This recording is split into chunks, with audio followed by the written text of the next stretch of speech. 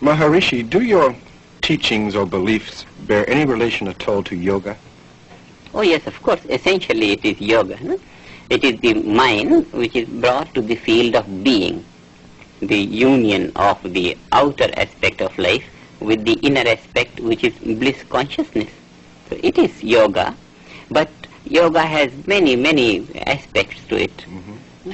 And that is why I don't name it as yoga, because yoga is very much misunderstood in the West. By yoga people think some exercises, some standing on the head. Mm-hmm. But it is a very higher aspect of yoga which directly deals with the mind and its union with the inner divine nature. And yet you say that you can teach people your method of meditation in just a few moments, just a few minutes. Right. That is the speciality of the message of the International Meditation Society which I have formed. It's very easy because the inner aspects of life are more charming. Bliss consciousness lies within. And the mind is naturally directed to the field of greater happiness. How does this affect a person then, mentally or physically? It brings anchorage to his outer life of activity. A ship always tossing on the surface of the water, and when it is anchored, it becomes stable. So if the mind is not anchored to the inner state of being, then the life will always be under stress and strain.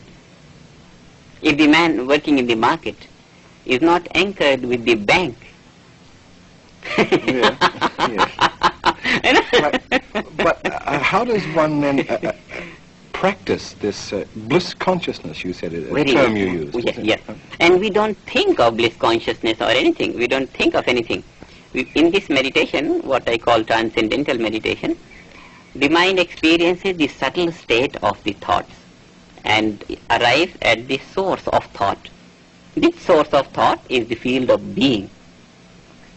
And experiencing this being, the mind gets in tune with infinite source of energy and intelligence. Mind comes out much fresher, much more intelligent, much more dynamic. This sounds like a method of self-hypnosis to induce relaxation. No, far from it. Hypnosis is running away from the reality. A man is not sleeping and he thinks he is sleeping, So it's running away from the reality. In this meditation, we don't pose any unnatural situation. The mind very calmly and quietly and very positively experiences the subtle state of the thought, arriving at the subtlest state of the thought, experiencing the source of thought, which is the being. Now you've said it a couple of times. What exactly do you mean, the source of thought? See, the thought rises as an air bubble rises from the bottom of the sea, and as it comes up, it becomes bigger and is appreciated on the surface as a bubble. Mm-hmm. Thought rises from the deepest level of the mind, and as the bubble of thought rises up, it becomes bigger and bigger and bigger, and then coming up on the conscious thinking level, it is appreciated as a thought. In this practice of transcendental meditation, the mind experiences the subtler states of the thought and arrives at the source of thought. And as the surface activity of the conscious mind contacts the deeper levels of the mind, then the thought waves become much more powerful. And to what end? To what benefit? Full capacity of the mind begins to be used for every thought. A wave on the surface is so deep, it has that much strength. If it makes connection with the deeper level of water, every wave becomes strong. So the mind thinks, whatever he thinks is the level of his conscious mind. But if the conscious mind contacts the deeper levels of the mind, then every thought wave will become very, very powerful.